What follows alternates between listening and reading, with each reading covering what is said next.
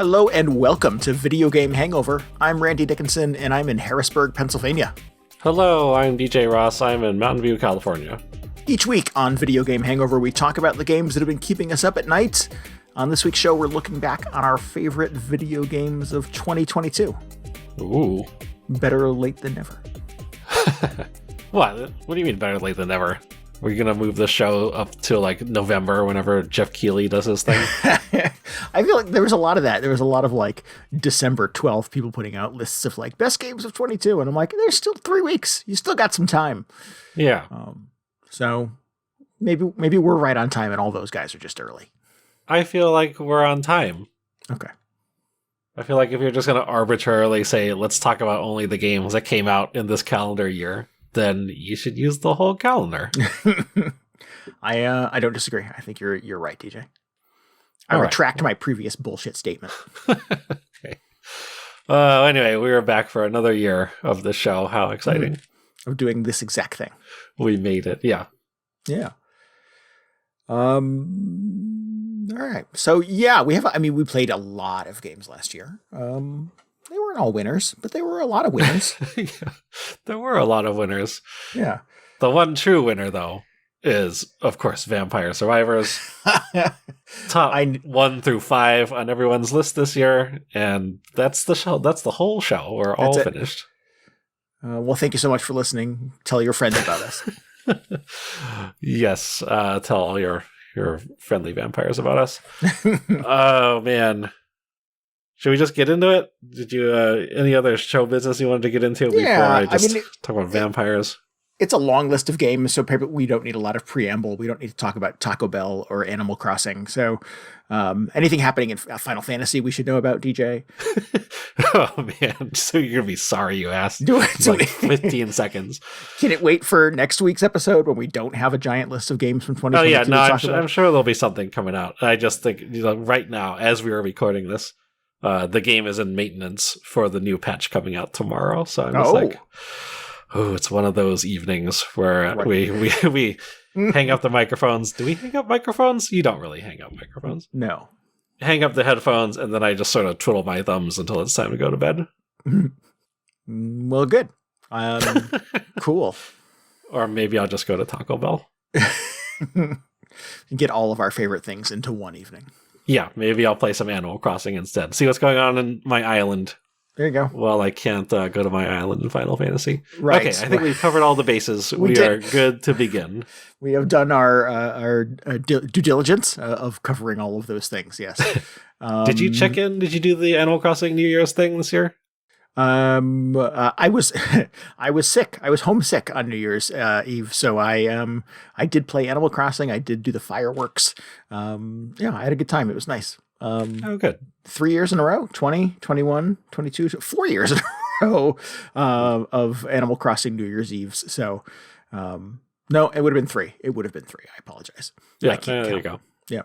So yeah, it was good. It was a good time. And then they have on New Year's. Now, see, now we're talking about Animal Crossing. What did you do? You lured me. Well, this is not my fault. This is somebody else. So best games of 2022. Here we go. Animal Crossing New Horizons, just hanging in there. It was my most played game of 2022. You want to know what my most played game was? No, we're not talking about that anymore. No? Okay. So your favorite games of the year. We're not going to do like a numbered list, a top 10 or anything crazy like that, right? We generally sort of like just a mass of games that we like to talk about. Sure. Yeah, we don't like to quantify here on Video Game Hangover. Because it's difficult. And I'll wake up tomorrow and I'll regret where I put a game and I'll want to record it over again. I said 4 when I should have said 5, and now everybody's judging me. Yep. Or I'll turn on my Switch and I'll realize I forgot a game and I'll be like, nope, the whole thing is out the window. We have to do it over again. Despite all that, I am very confident in Vampire Survivors at number 1 on my list. I played a lot of this game last year, and I continue to play a lot of this game, which is maybe not good. But I'm still just having such a good time with this. And they continue to sort of patch it and add stuff to it, right? This game is growing exponentially. The first DLC came out for it. It had like an animated movie in the trailer for it, which is like, what are you guys doing over there? How much stuff are you able to, like, I thought this used to just be one guy working on this game, and now he's got this little like animated trailer. It was amazing. Looking for things to spend money on. Yeah, apparently. Man, all those $3 purchases add up after a while. But what can I say about Vampire Survivors that hasn't already been said ad nauseum? It just continues to delight and surprise me. I haven't even played the DLC yet, which is kind of ashamed. But it had kind of a reemergence towards the end of last year because they came out just doing more work, those guys. They released a mobile version. And at first I was like, that's fine. I mean, it's cool that it's going to be on mobile because it gets it out to more people and more people can experience it. And I didn't see myself playing a whole lot of it because I've got all my sort of like progress tied up in the Steam version. But as it turns out, last year I also got this sort of Android handheld console thing. It's the AYN Odin, which I still haven't really talked about on the show. I got it mostly as like an emulation thing, and I've been taking my sweet time getting that all set up because that takes forever. Mm-hmm. But I realized, like, oh, this could probably run that new Portable Vampire Survivors or Mobile Vampire Survivors. Oh, yeah. And sure enough, it does. So now I basically just have a Portable Vampire Survivors that I just play for half an hour every night when I should be going to bed. So like I said, it's bad. That's fun, though. That's delightful. Yeah, it's terrific. And it makes me wonder, I mean, this has got to be coming out for like Switch or something farther down the road once they sort of recover from their whirlwind first year on Steam. But man, just having that on a portable is, I hate saying this, but it is a total game changer.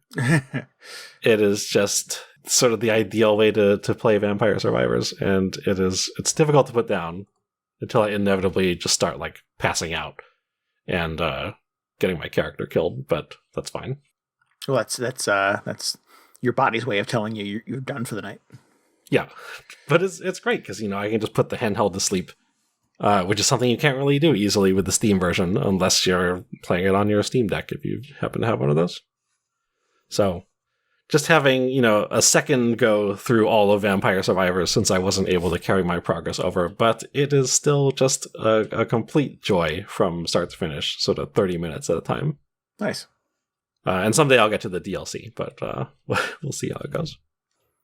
If I had to pick a thing that would be at the top of my list for the year, it's easily my second most played game of 2022. It's Cult of the Lamb. Yeah. Yeah, I think similar to Vampire Survivors, I find myself in a place where, like, man, I've talked about this game a lot.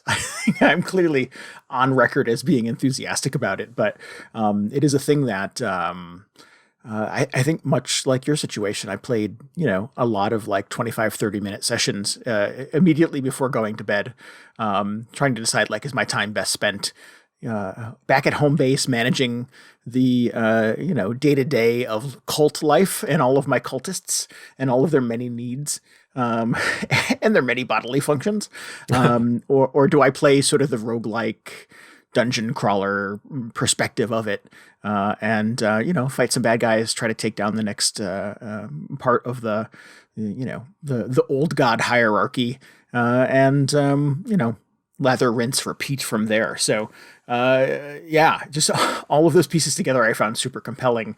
It's just cute and dark and weird and a little antisocial in a way that kind of pushes all the buttons right for me. I think I find it endlessly endearing. I was telling DJ before we recorded tonight that even the soundtrack to this game was on my Spotify Wrapped for like a lot of listens. I spent a lot of hours of my life listening to the soundtrack of Cult of the Lamb. And I generally don't go that hard on video game soundtracks. So I was going to say that's not usually your thing. Yeah. So there's just something about kind of the secret sauce of this game, like all of those elements coming together in a way that just pushed all the right buttons for me last year. And they continue to. The devs have teased a bunch of fun patches and expansions and other things that are coming out over the course of this year. I think maybe similar to Vampire Survivors, it has outsold any kind of early projections anybody had for it. I think the developers find themselves flush with a little bit of cash now and are looking for ways to kind of put it back into the game. So I am eager to see how Cult of the Lamb grows over the course of the next year. I'm very excited. It was a really, really good game, and I found it super compelling and very addictive. Nice. Yeah. Was that the Cult of the Lamb soundtrack? Was that your overall most listened to, or just overall in sort of game soundtracks? No, it was easily my number one game soundtrack, but it was it landed in the top 5 of my Spotify Wrapped of like top 5 albums I listened to the most last year. So, off top of my head, I don't remember what 1 and 2 were, but I could tell you number 3 was Cult of the Lamb. So, it definitely had a place in my heart and in my.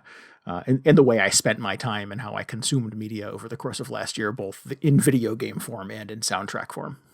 Yeah, cool. Yeah. I believe my top game soundtrack last year was Umurangi Generation, which was a big surprise to me because I don't remember. I was like, I didn't listen to this that much, did I? But I think it's the case where they just put out a soundtrack with like 150 tracks on it. So you hit play and it just goes forever. So like, oh, well, I guess that's one way to get into the, everybody's Spotify Wrapped if they happen to listen to that. Yeah. So, and still pretty good soundtrack. I'm not complaining, but I just didn't remember listening to that much of that game. I don't even remember there being that much music in that game. So. Just flood your playlist with quantity. Yeah, exactly. Just bury everything else on the playlist. It's an hour long, but all the tracks are just 45 seconds. Right. Yeah. Cool. Yeah, I do remember you sort of talking about that game on an episode last year, but I don't remember you mentioning the soundtrack was a banger. So it was good. Cool. It was sort of like very glitchy, kind of lo-fi. People are into that lately, so it's cool. Cool. My number 2 little game I like to call Vampire Survivors. What I like about it is that it looks so simple, but it's so deep, and you end up making so many strategic choices while you're playing this game, which is something I find very satisfying because you think you get it all figured out, but I end up spending an inordinate amount of time sort of planning or pre-planning even each run through this game. Yeah, really caught me off guard. But no, what else on my list? I really enjoyed Live Alive or Live a Live or however you say that game. Live a Life is the Live a Life is the that's not it. No, it's not how it's spelled, but I think the Japanese to English maybe got broken somewhere, and I have read theories on the internet that the title of the game should translate to Live a Life. Have you heard that? Does that sound like bullshit? I could see that making sense. I feel like they just kind of went for kind of a little kind of a punny title. Oh. Live Alive. Because it's like, I mean, they named their game in English, despite being, everybody on the team is Japanese, or most of the people on the team Japanese. So I think it was just kind of putting a little twist on it. Gotcha. But yeah, I like Live a Life is a phrase that makes sense, unlike Live Alive. Right. But I don't know. I've heard some other takes on it that actually are kind of spoilery, which is surprising because it's like, how can you turn that title into a spoiler? But I'm not going to get into that. It's only 3 words, and 2 of them are the same. Yeah, I know. So you have to think about that one. I finally got this wrapped up, though. Oh, good. While we were on break. And let me say, there were some sections that dragged a little bit, but overall, just really terrific time. Some really surprising stuff that happens in that game. I was telling you before the show, if I had played this back on the Super Nintendo when it originally came out, my poor little 14-year-old brain would have exploded. Because it just... The whole structure of the game is so interesting, with the multiple protagonists and time periods, and just every chapter, or almost every chapter, having its own weird little gimmick and twist on sort of JRPG gameplay. Again, without spoiling anything, it makes so many just surprising decisions towards the end of the game that are kind of what's the word I'm looking for? Are very, subversive in a way that games just were not doing that back then. Interesting. Because this was the mid-90s were sort of the, what some people consider the golden age of Squaresoft JRPGs. It was a lot of the Final Fantasies, and there was Secret of Mana and Chrono Trigger and a bunch of these other sort of famous sort of non-Squaresoft titles coming out. So tons and tons of just innovation happening alongside this game. But if they just put this out and have it be such a sort of I don't know, just twist on the entire genre of how you expect these games to go, I can see why people speak so highly of this, or have been speaking so highly of this for the last 30 odd years. And it's, just an incredible, they did an incredible job with the remake. We talked about this before. We talked about the visuals, the soundtrack. I think the writing is very good. Even the voice acting, it's a little hammy in some parts, but I felt like it really elevated the game beyond just being little speech bubbles on the screen. Yeah, just really, really good from start to finish. So definitely, especially if you're a fan of Squaresoft RPGs or Final Fantasy or any of those games that I mentioned, absolutely worth checking out. Yeah, it seems very, though, sort of from a timeline perspective, it's easy to kind of lump it in with those other games, but it doesn't seem like it sort of plays out or is structured or cast in a similar way. And I can see, knowing what little I know about the game and from listening to you and others describe it, that why they were nervous about putting it out in the United States in 1995 or 6, because it doesn't quite fit easily into the slot of a Final Fantasy or a Chrono Trigger type of game. I think it's closer to those games than you may be imagining. Plus, I think a lot of games back then, there was much more experimentation happening. So I think, this, I think it easily could have come out and people would have just accepted, so that's how this game works, as opposed to those other ones, because there was just that much weird stuff going on. Although this one's still, it's still quite notable. It's got the weird sort of tactical battle system, and like I said, the different protagonists that you switch between, just a lot of fun ideas happening. Yeah. But especially now, somebody, I saw this on Twitter, they said that the genres back then had not been so well defined. But I think putting out a JRPG now, you expect it to be closer to one of those old sort of Final Fantasy or Dragon Quest molds. So for it to be this different is kind of exciting. It's very exciting. I think maybe that's the baggage I'm applying to it then. And again, I've only played the demo, so this doesn't come from experiencing the entire game. And I've never played a Final Fantasy game, so a lot of this is me just sort of applying my brain in 2022 to what I think those games are like. Yeah. Yeah. It's so weird because they when people say, oh, this is like a Final Fantasy game, they haven't made a Final Fantasy game that played like that in 15 or 20 years. So it's just a funny comparison. Yeah. Cool. Yeah, I have to play that at some point. I own it. I haven't bought it. I just have not put any time into it outside of that demo. So it calls to me. Yeah, it's great. I'm really curious to see how you'll deal with it. Let me say, there are definitely some aspects of it that feel like they're a bit kind of stuck in that era. It's oh, this is a little clunky. they probably like if they were going to do a full rethinking of this game, they may change this aspect. But I kind of appreciate that it feels a little bit like you're playing a game in 1995 or whenever this originally came out. Nice. For the most part, though, it's totally manageable, so I don't want to scare anybody off with that. Yeah, because that would scare me off. So yeah. Well, I need to know that there has been some, modern conveniences applied to this. Yeah, no, overall it's fine. Cool. Well, good. One of the games that I was very enthusiastic about last year and really had a good time with is Citizen Sleeper. This came out, I think, over the summer. I talked about it on the show at the time. I had not finished it at the time, and I have now. It's a really cool RPG where you are a robot, essentially, an android that has achieved sentience and has escaped a life of servitude, and you're hanging out on this space station trying to sort of, stay alive, essentially, and not get caught and not get tracked down.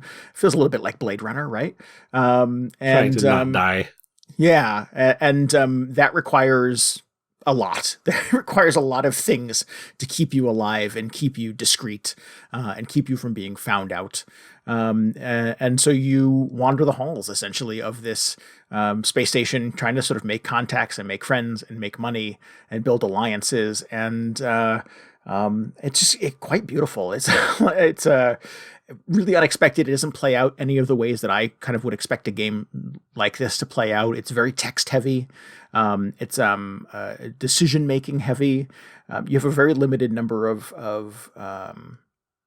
hours in a day, essentially, to do the things that you want to do. So sometimes you find yourself making really tough choices about how to spend your time.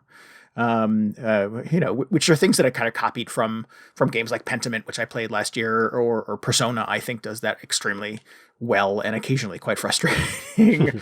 But yeah, it's a really just quite beautiful game in that it doesn't kind of it defies a lot of expectations in that.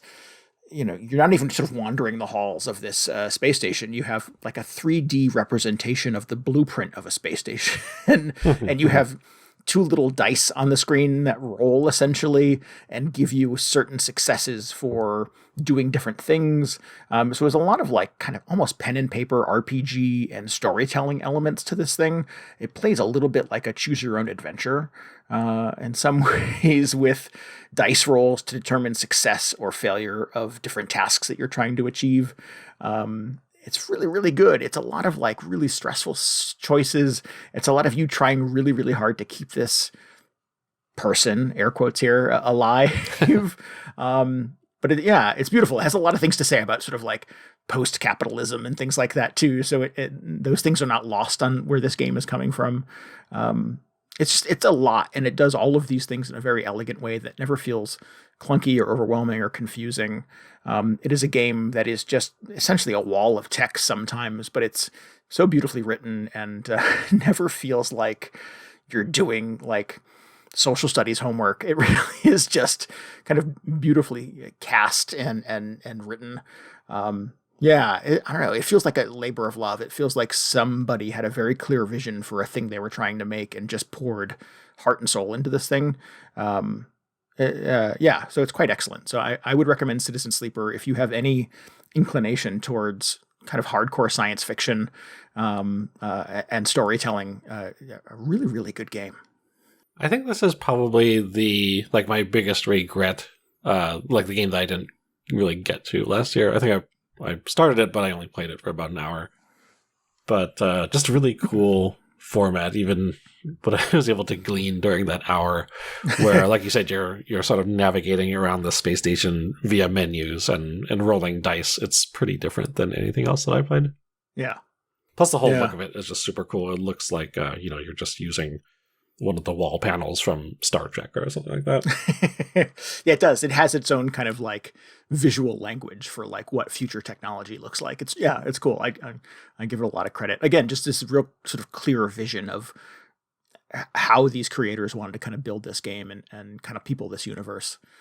Yeah, very cool game. This too, I think, is one of the ones that is a bit of a surprise in how well it was received. And the creators of Citizen Sleeper have now kind of laid out a roadmap for how they're going to expand the game and expand the universe. And there are a couple other pieces of DLC that are going to come out over the course of 2023. So this is a really, it has become a really cool universe that I want to kind of learn more about and explore. And I think the creators, the developers here are doing a lot of big work and trying to assemble all of these pieces. So yeah, would definitely recommend Citizen Sleeper. Absolutely one of my favorite and certainly most unique gaming experiences from last year. Have they said how they're going to be doing that? Is it all sort of in-game DLC, or do they have like spin-offs planned or something like that? I believe it's three additional stories that take place kind of in this universe. Okay. Yeah. So they connect back to, scenarios in the main game, but are not kind of a direct continuation of those situations, I guess. Oh, that's interesting. Yeah. Yeah. And they've not really released all the details even, so you may go back to this android that you're trying to keep alive, but in the main game. But the descriptions they've released of, I believe, one or two of the other kind of DLC packs are sound like completely other, stories. Yeah. Cool. Well, something to look forward to after I get through the actual thing first.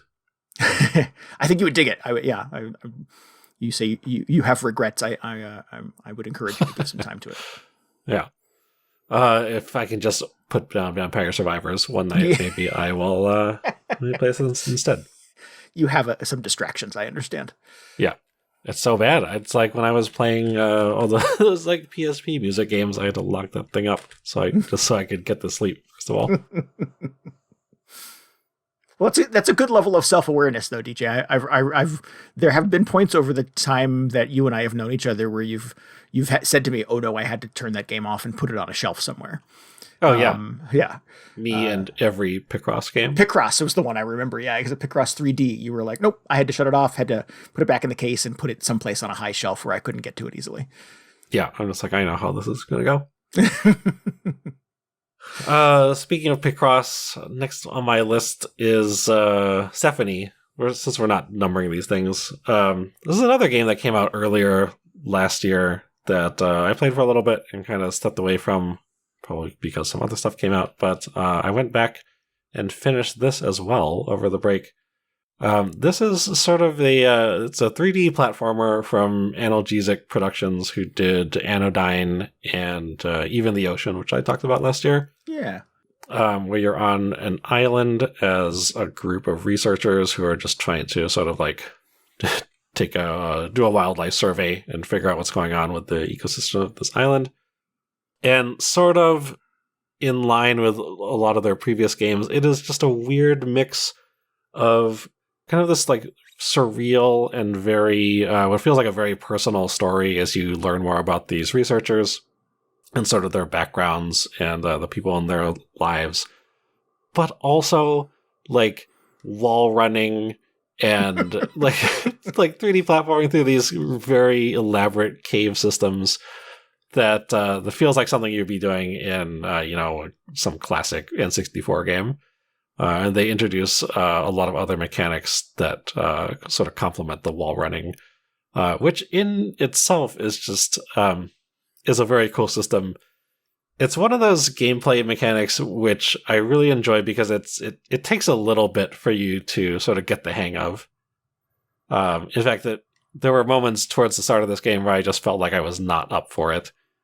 But the more I played it, the more I sort of got used to it. I felt like, oh, okay, I'm starting to get the hang of this. And they introduce additional sort of twists on it at a rate where it feels like, this is starting to get away from me. But, just given enough time and repetition, I really felt like I was not quite a master of it by the end of the game. But I was able to make it through the entire thing all right. Which has been another really amazing thing about all of their games, especially Even the Ocean, which was sort of like a Mega Man game at points when it wasn't being a visual novel, in that you would go into a room and sort of take a survey of it, like you had just walked into a test chamber in Portal or something, and just be like, okay, so I probably need to get over there, and in order to get there, I need to, jump off all these platforms and wall run over to this jump pad on the wall or whatever it is. And after looking at that for long enough, you go, this may be where I just have to put the game down because I don't think I can execute this. But it just manages to, give you that sense that you're really going to have to push yourself with this next puzzle or challenge or whatever. And then it turns out you can totally do it, or at least in this case, I could totally do it, which came as a surprise in a lot of these environments, which was very satisfying. Nice. So I don't know how they do it. I don't know how they make all their games give off the impression that, it's just beyond your grasp. And then it turns out it's totally fine. But it's amazing. And the story is quite surprising. Cool. Yeah, I love that. Portal obviously is a big touchstone for me in a lot of like puzzle games, and I do want to talk about the Entropy Centre. So that's a game that sort of hits on the Portal thing quite a bit. And I don't think that I ever got that impression from even the Ocean or Sephonie, just sort of watching trailers for it and stuff like that. So it's interesting that for you, anyways, it sort of pushes those same buttons of trying to, overcome some seemingly impossible puzzle and hitting that, whatever that rush is, that super energetic, super energizing high from being able to achieve it, or at least almost achieve it and go, okay, I know what I have to do next time. Yeah, I dig that a lot. And not every puzzle game hits that. So when some do, when one does, it definitely feels noticeable to me. Yeah. And like I think all of analgesics games that I can remember, there are tons of little like accessibility features that they offer that really feel like, the whole game feels like it's just designed for you to play however you like and present as little friction to you as possible. So for instance, in this one, you can go into the menu and I think you can just turn on infinite wall running or like infinite jumping. Those are two separate options, but basically if you run into a puzzle that you're unable to complete, you can just make it so you can jump as much as you want, and it's trivial, so you can progress through the story or get to the next chamber or whatever. And there are definitely moments where I thought, well, this is it. This is when I go into the menu and turn on one of those options. But before I did that, I was like, okay, I'll just maybe give it one more try. And I managed to get through it without ever turning either of those on. So I was very satisfied with myself. Nice. Good job, I think I might have turned it on, actually. Like one time I turned on the infinite jumps just so I could like get up higher and look around. Just to be like, is this really where I want to be going? Okay, probably. And then I would just like turn it back off and try and do the puzzle normally. But really appreciate that those options are there. I feel like, anybody could get through this, given that they've sort of designed it with that in mind. Nice. But yeah, really good. Really looking forward to what this team comes up with next, because I've just been a huge fan of everything they've put out so far. I think what you and I are going to do with this episode is really just give each other a list of games that we need to play in the coming year. Because this sounds... Oh, yeah, just recommendations for the next year. Yeah. Right, yeah. This sounds really cool to me. So, Sephonie. Will add to my list as well. Yeah. Put that on your Steam Deck. Yeah. Speaking of Steam Deck, my most played game on the Steam Deck last year was Strange Horticulture, which is a game that I really adore. It is you run a spooky flower shop in Victorian England. And you have shelves of mysterious plants. You start with just a few, and over the course of the game, you get tons of them. And all of the interaction comes from customers coming into your shop, giving you a little bit of a story, some ailment, something they're trying to achieve. Hey, I had a story about some witches doing crazy stuff in this alley down the street. And you're off on an adventure. You're trying to sort of figure out a plant that will fix their ailment. You're trying to like accidentally not poison somebody and kill their husband. And you're trying to sort of figure out what are the witches doing out in the woods or down in the alley. So you get all these little story elements that all come to you just behind the counter of your spooky flower shop. And you have a desktop essentially that you pull out old books and maps, and you consult and you read descriptions of plants, and you read treatments for specific and weird and various ailments, and you try to like give somebody a recommendation that hopefully keeps them alive and treats the thing that they're trying to treat. And sometimes you screw up And sometimes you are very successful, and it leads you to a clearing in the woods where you find 2 new plants that you've never seen before, and you can catalog them as well and put them on your shelf, and on and on and on. And it's just huge, expansive, endlessly entertaining kind of puzzle game in a lot of ways that you're trying to solve by studying plants, which is not a thing that I ever thought would be compelling in a video game. No. But it is done in such a way that it is, I don't know, just endlessly cool. And it really pushes a lot of buttons for me in things that I find entertaining, and that it's kind of creepy and spooky, and that it takes kind of a menial thing, a trivial thing that I've dismissed, and kind of makes it engaging in a way that I didn't expect.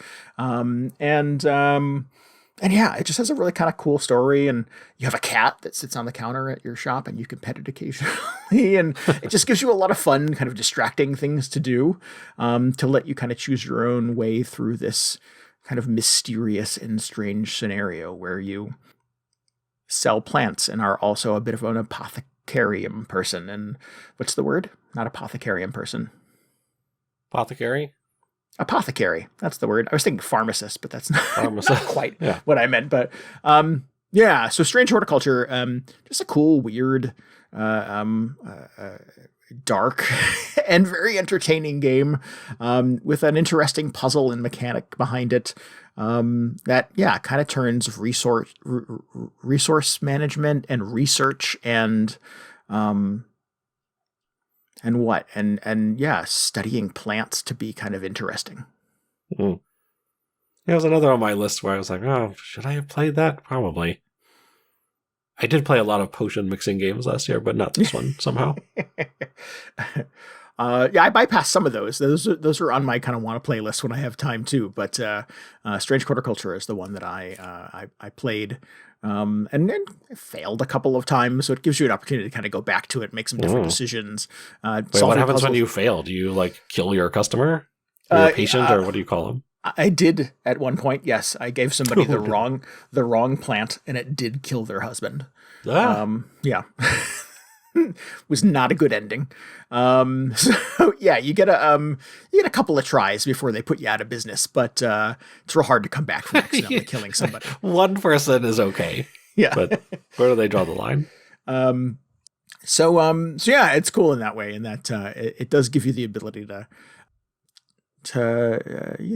make different choices, make different decisions.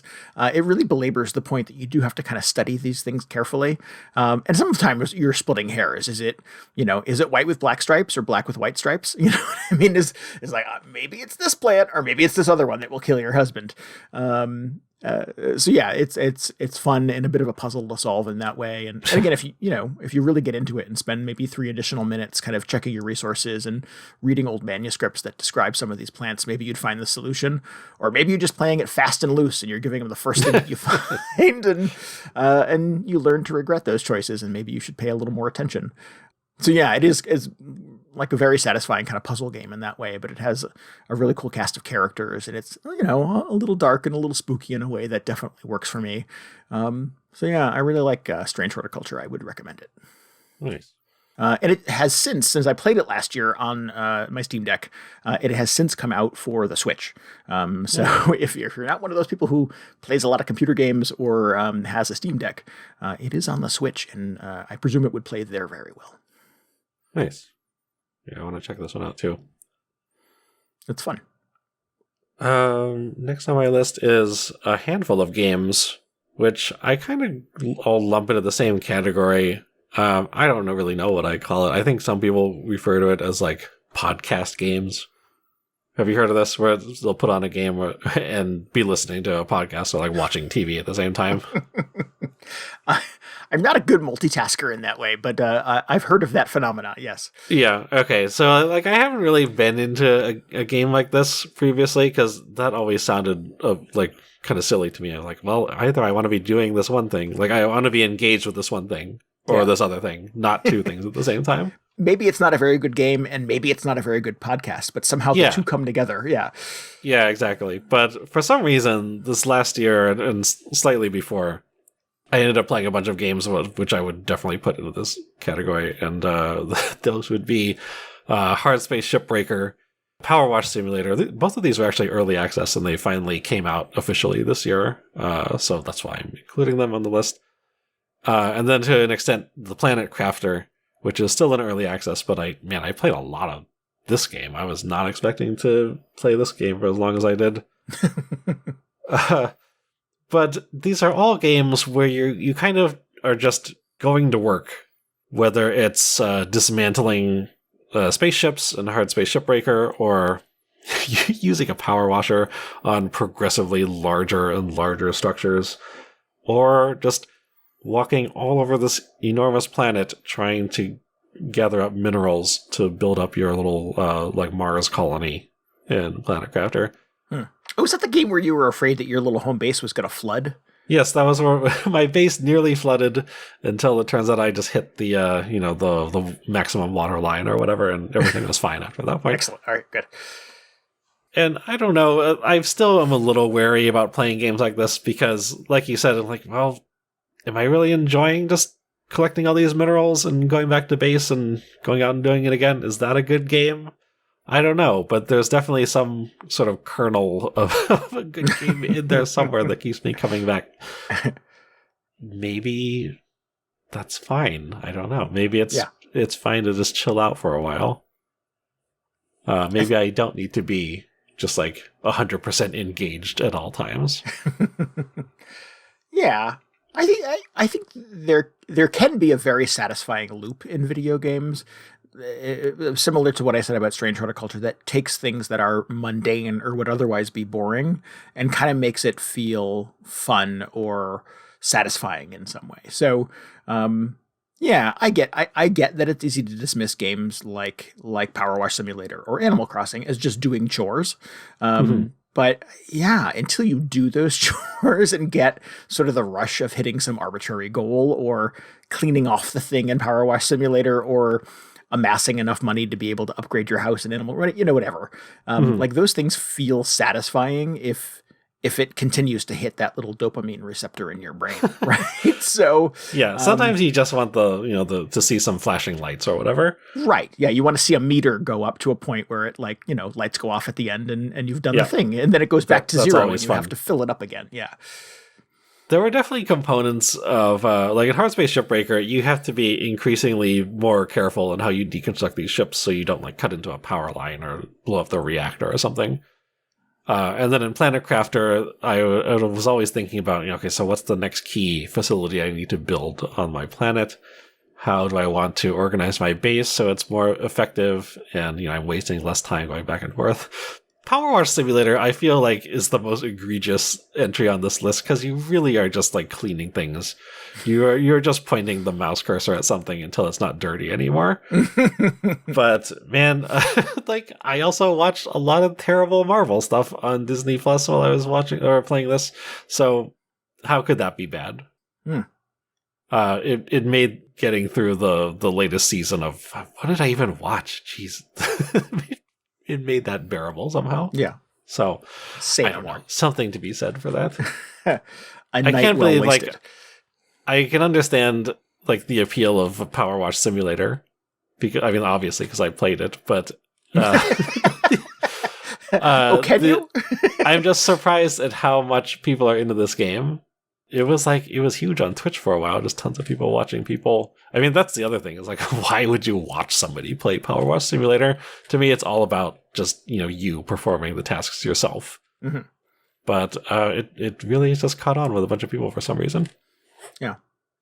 Well, I think that in itself is a very particular thing because I see videos that pop up on Instagram of people the ones that come up a lot are people cleaning old rugs, cleaning old Oriental rugs mostly. And they're, this was in somebody's house. This was in an abandoned building. It's basically caked in black and you see them lay it out and power wash it and kind of squeegee all the stuff out of it. And then rivers of dirt flow out of this thing. And it's this beautiful art piece underneath. And I'm like, oh, that's very satisfying. What a cool thing. I don't want to be the one who cleans the rug, but I'll watch you clean the rug. That's cool. So yeah, I get it. I don't think I understand it, but I comprehend it. So So yeah, I think PowerWash Simulator gets that. Like, there's this thing that's dirty, and you made it clean, and then you go on to the next thing that's dirty, and you make it clean. And then you look back on it and you go, "Oh wow, look at all this work that I did." Yeah. Look at how I'm sort of contributing to the economy. Yeah, look at how I'm spending my free time. Yeah. Right. No, I think there's definitely a time and a place for PowerWash Simulator, and I don't think I'm moving on immediately to like PowerWash Simulator 2 or whatever. I think when it came out of early access, I was like, that's great, and then I didn't play it anymore. But it's just another weird experience that I'm glad people have made a video game about. Yeah. I think Hardspace Shipbreaker is the one of the three that I think kind of sounds the most interesting to me, because I've read some stuff and seen some other things about it having a very specific commentary. Again, maybe similar to Citizen Sleeper, about kind of like post-capitalist society, and that you are essentially in that game kind of in servitude and trying to earn your way out of debt by working yourself to death. Literally in many cases. I kind of forget that there actually is a story component in that game. So that I find that intriguing, and I find that kind of like, again, kind of antisocial and a little like what's the right word? Subversive in a way that I find very appealing. Mm-hmm. Mm-hmm. It's definitely the most, I don't want to say interesting, because that's just not a good word, but it's definitely the most involved out of all these. It can afford to turn your brain off the least in Hardspace Shipbreaker. Well, good. High praise indeed. Yeah. Cool. Geez, where to go next on my list? Two games that I've talked about a lot and recently are Are OFK in the Entropy Centre. I enjoy both of these quite a bit for kind of different reasons.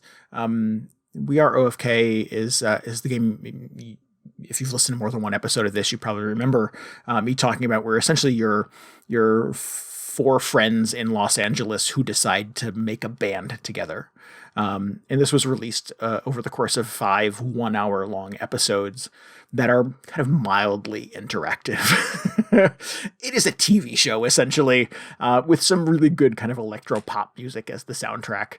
You navigate drama between them. You navigate, fighting and vision and, malaise about the status of your career and your life. And some relationship drama and stuff like that. And so it is a TV show, and that TV show kind of is a soap opera. But I also found it very entertaining.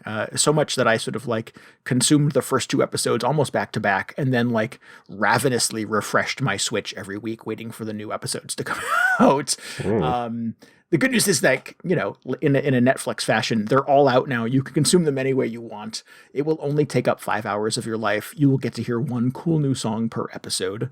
And it makes this really great EP from this, imaginary fake video game band called OFK at the end. And I liked it a lot. I think it's beautiful. It has really good music. It has some fun story and some really funny, memorable characters. I'm super engaged in this. I'm hoping there's a second season and you get kind of the further exploits of this growing band. I really liked it. And it holds a special place in my heart from last year. Yeah, that sounds really cool. Yeah. And the Entropy Centre is another one that I talked about fairly recently. This is a Portal-like in a lot of ways, in that you have a big gun that reverses time, essentially, and you use it to solve puzzles and to get out of a planet that is essentially falling apart on itself. It's really cool. It pushes all the same buttons that Portal and Portal 2 did. It also has a couple of really fun characters at the center of it that I really like spending time with. You do get that high that you get from games like Portal and Portal 2, where you're like, oh, yes, I did it. I did the thing. And then you walk down a hallway and there's another thing for you to do. And you get to chase that high all over again. It's cool in that it sort of like, apes the thing that makes Portal exciting without just being a direct ripoff of Portal. Yeah, without being too much of a knockoff. Yeah, so I give it a lot of credit for like finding the little nugget of a mechanic that made Portal exciting and building a whole new game around that, rather than just copy pasting the entire thing. So the Entropy Centre is really cool, and a game I spent quite a few hours with, and would definitely recommend if any of that kind of rambling craziness sounds fun to you. Yeah. Again, this is just a list of games that I wish I had time for, Lester. That one's on PS5. It looks really good, too. I give a lot of credit. I'm definitely not one of those people who's like, ooh, this is a pretty video game. But the Entropy Centre is a very pretty video game. Yeah. Is that where you play this? Yes, yeah. Has it got all the ray tracing and everything going on? I don't know the technology behind it, so I can't comment on that with accuracy, but there were a lot of moments in that game where I was like, wow, is this an indie game? How did they pull this off? It's really good looking.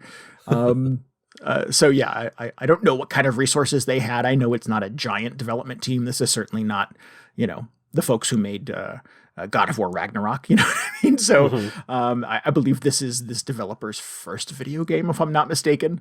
And it is, it really goes for it. It definitely reaches in a way that I find very satisfying. Where's God of War Ragnarok on our list? I thought that was the, de facto game of the year, according to Mr. Keeley. Yes, yeah. Wait, did that actually win? I don't know. Don't answer that. I don't care. No, I think Elden Ring won. Oh, that's right. Oh, where's that? Yeah. How did neither of us play that game? I'm assuming the check is in the mail from Sony and From Software. Once those clear, DJ and I will reconsider our top 10 lists. Yeah. I don't have anything against Elden Ring. No, that's super snarky, and I know that those folks are not paid off. It seemed like easy choices, I think. Well, from all accounts, Elden Ring was actually very good. Although I hear less positive stuff about God of War Ragnarok, which I actually think is interesting. How many sort of just lukewarm reactions to that game that I've seen.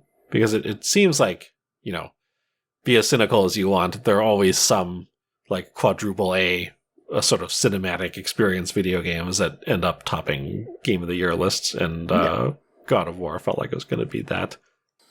But now I've seen a lot of people come out and be like, oh, didn't do it for me this time, or I'm just getting tired of playing games like this. It's too, not formulaic, but sort of like, they sanded all the rough edges down to this uninteresting little blob. Yeah. I can see that. I'm on record. I really liked the first God of War. I was excited about Ragnarok, but it came at a time when there were a lot of other video games, and I think I would rather, at this point, sort of in my career as a video gamer, I would rather consume Splatoon and Pentiment and We Are OFK and Citizen Sleeper than, put 50 hours of my life into God of War. So I'll get to it. It's there. It'll be awesome in 3 years when I play it, I'm sure, but there's no rush. Yeah. I'm happy to see people having this realization.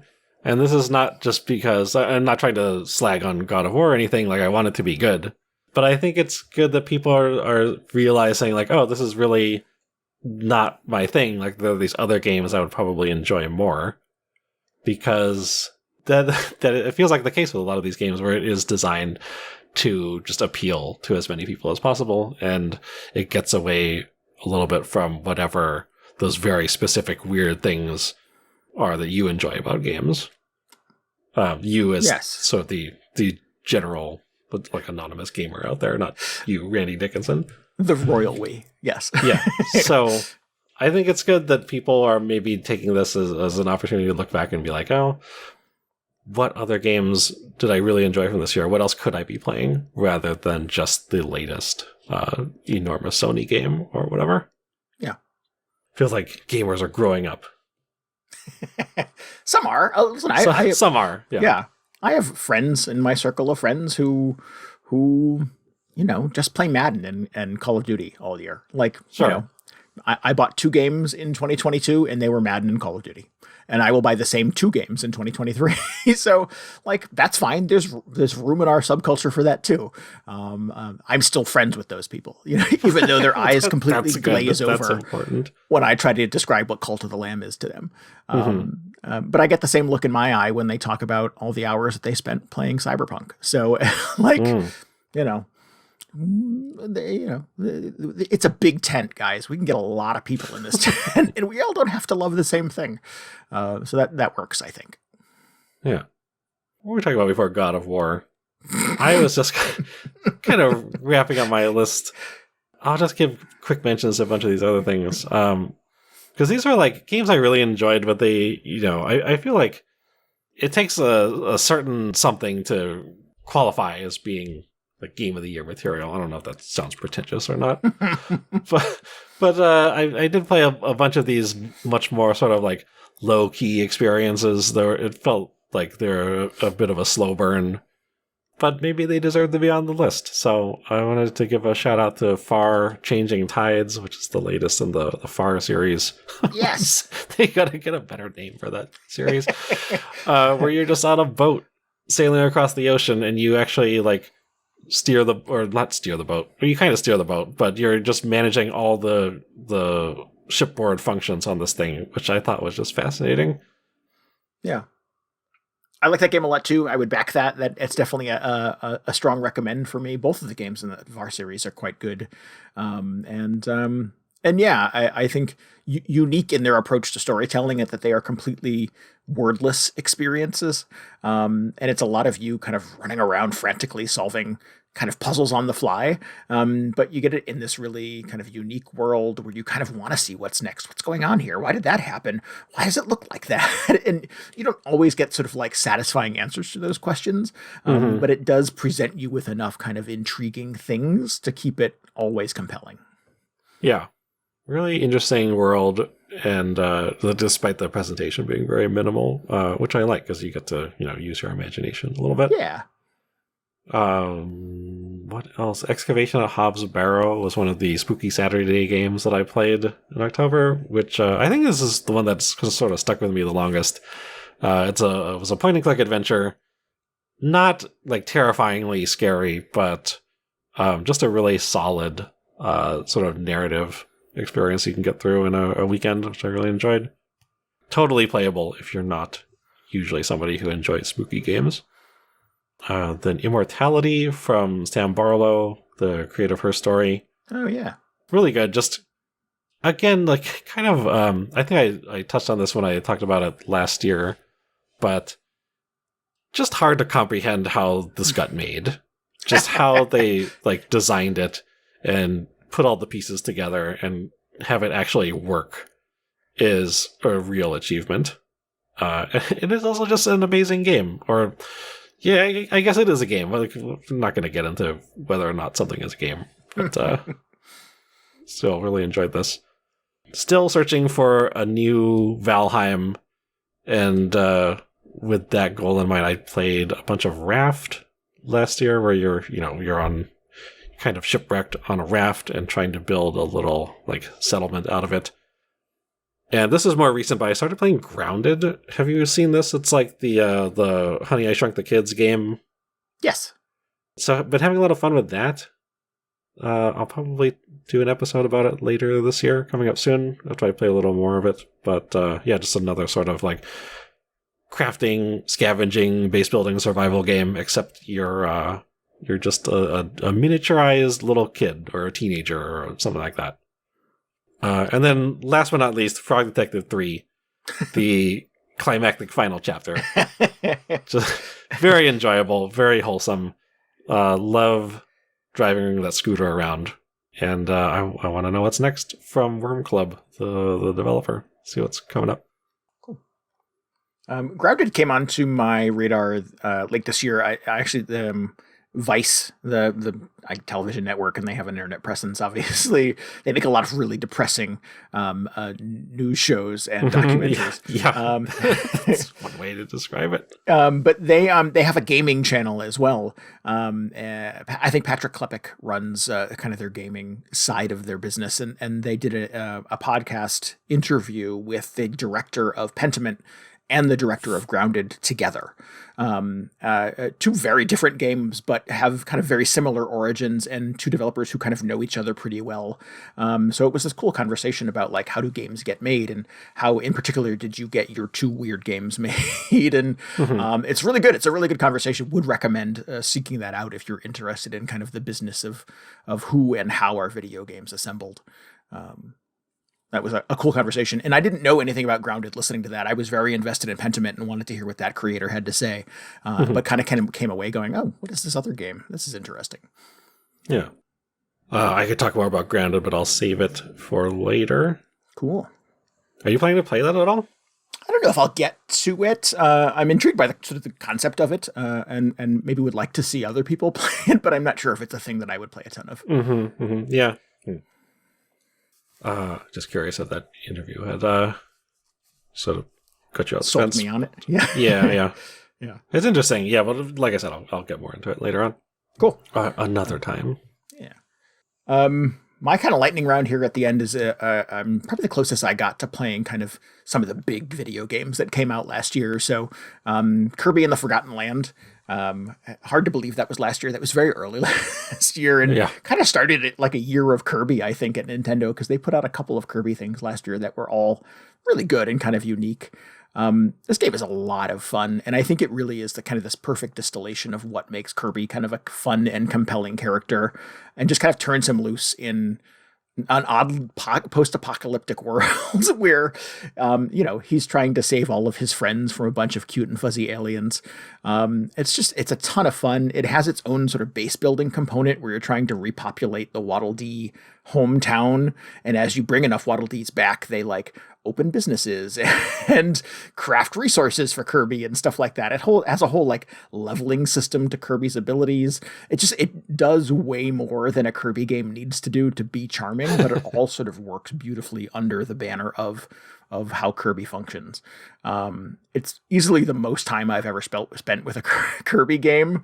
And it had just endlessly fun level design with a lot of cool little secrets and alternate paths and reasons to go back and replay and look for things that you missed last time, and solving little puzzles and challenges and things like that. It's just, again, I think sort of scientifically crafted to be super addicting and just endlessly charming. So yeah, it's one of those things that I think is so cute. Maybe I should be wearing special glasses to look at it. It is just adorable in so many ways, but it actually has a really good video game structure behind it too. So it doesn't just get by on looks alone. Yeah. I also really like Splatoon 3, another one of the big sort of Nintendo juggernauts from last year. I've been a big fan of the Splatoon series all along. 3 is kind of more of the same, but the same is really good. Like, Splatoon is not broken, so it does not require you constantly retooling it. Could this have been an expansion pack? Maybe. But for a full retail package to completely sort of like reboot the Splatoon experience and give you a whole new like series of weapons to level up and new costumes to unlock and a whole new plaza to hang out in and share cryptic messages with other people from the Splatoon community. It's just a lot of fun. It's one of the only games where I feel like equipped to play online against other people, with other people. There's not a lot of video games where I ever feel like that's the thing that I want to do. Video games generally feel like an experience where it's better off where I'm alone. And Splatoon is one of the few that sort of gets past that barrier for me and is absolutely better with even strangers, but certainly better with friends if you can find them. I think they've done just an incredible job sort of designing the multiplayer experience in that. I mean, in what I've played of the Splatoon series, I don't know if I've actually played Splatoon 3. Yeah. But the way, it's like short matches, and it's designed to just get you into a match quickly, and then you're having a bad match, then it doesn't matter in a minute and a half. Right. The good news, it's over in 4 minutes. Yeah. Yeah, it's just very, like, it eliminates a lot of the big hangups I have against playing online multiplayer stuff these days, which is, like, I don't really think, I don't know if I imagine that Nintendo had it in them to come up with sort of the, like, multiplayer experience that's suited for a Nintendo console, or just, like, for normal people who are not crazy Call of Duty insane people to play. But they've really done an incredible job with it.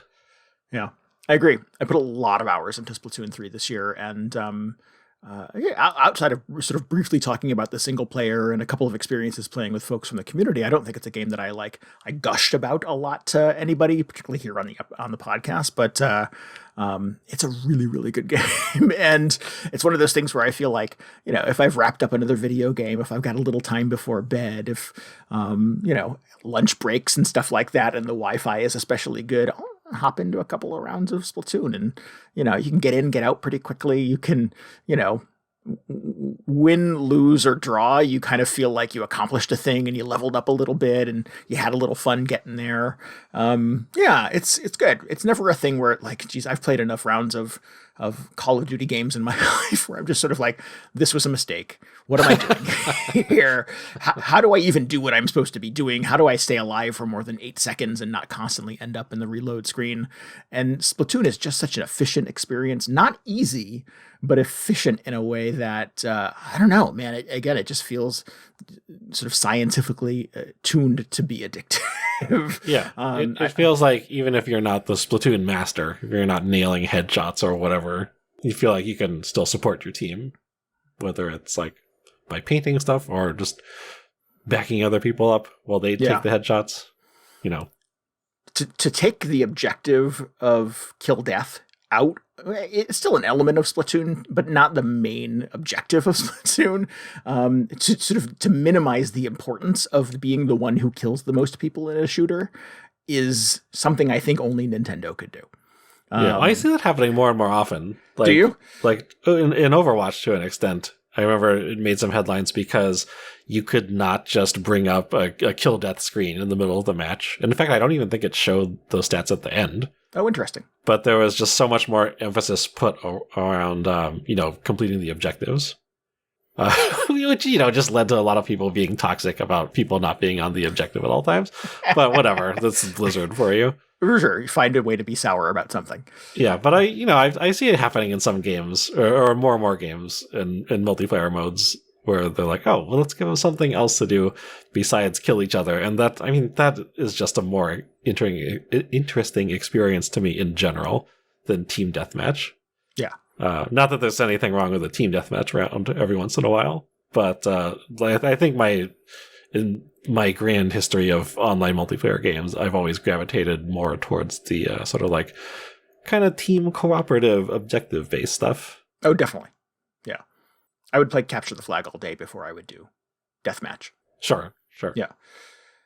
Cool. And last but not least, and I expect this to maybe be a little divisive between DJ and I really like Stray. I had a good time with it. Throw that cat in the garbage.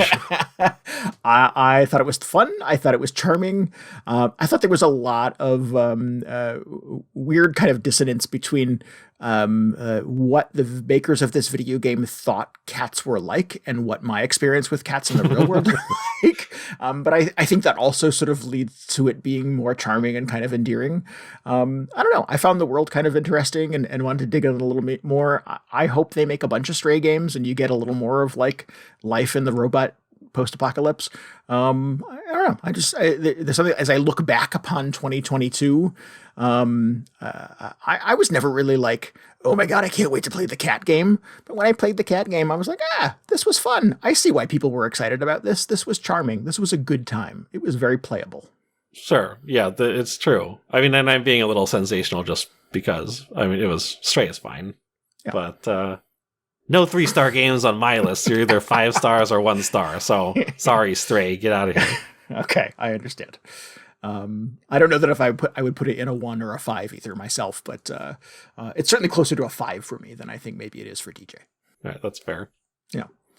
So that's it. That's my list. Those are some of my favorite games from last year. Yeah. Well, that's a good list. Yeah. I mean, I wouldn't know because I didn't play any of them, but they sure sound fun. Yeah. I mean, it's funny that the two places that you and I overlapped were Far, Changing Tides, and Stray. Yeah. Everybody played Stray. This is true. I suspect we share that in common with a lot of people. everybody was tricked into playing Stray. Yeah, there does need to be some like deep dive into the marketing and internet phenomena that was Stray, because I think it sold a lot more copies of that game than maybe it probably would have deserved, maybe. My favorite thing that I've ever seen said about Annapurna Interactive is what? It was like games with like B- art, A+ marketing campaign, and then like C- gameplay. Just like, yeah, that's every Annapurna game that I played. Oh. I'm going to have to dig a little deeper before I can come to you with an argument on that. But okay, all right, yeah, you go. Good luck. To be continued. I'm going to put a pin on that. Can't wait till the next one comes out. So yeah, how are we on time? We are over time. I think we're good. Good. All right, cool. We talk about Final Fantasy. I'm going to leave. You just talk about Final Fantasy. Leave. Okay. All right, everybody. Let's settle in. Settle in for DJ's Final Fantasy moment. It came out the expansion came out super late last year, so I was pleasantly surprised when people just like put it on a bunch of their lists last year. I was like, oh, cool. Or this year, rather. But yeah, I'm not going to talk about it. Okay, all right, cool. We should wrap this thing up then. If you need any more video game hangover in your brain, please follow us on Twitter, while Twitter is still a thing, at twitter.com/VGHangover. And you can always get show notes and links and tell us what you thought about this episode at our blog at VGHangover.com. Remember blogs? Blogs? Yeah, I was like, oh, we have a blog? Yeah, I guess we do. I was just thinking, like, I wonder if it's going to be, December 2023. And we're just like, yeah, well, we're still on Twitter for some reason. Wonder when that's going away. Yeah. It's funny that we've done this long enough to see like different pieces of technology and social media like come and go. I was cleaning my office over the Christmas break and I found flyers that said, download us from the Zune store. Oh boy. Yeah. So remember the Zune? But yeah, so we lasted longer than the Zune. Let's see if we last longer than Twitter. Oh, yeah. We may not outlast Discord, though. You should definitely join us on Discord, hang out with us, chat about video games and other fun pop culture stuff. You can get a link to that at VGHangover.com. And we would love for you to subscribe, rate, and review us on your podcasting app of choice. The most important way and easiest way you can help us out is by telling your friends about the show as well. Yeah, please do that.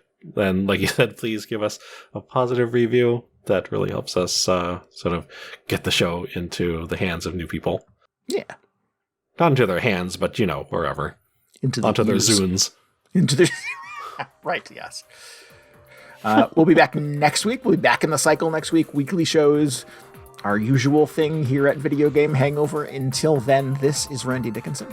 This is DJ Ross. Thanks so much for listening to the Video Game Hangover podcast.com.org.net. On your Zune. On your Zune. Goodbye. Good night. See ya.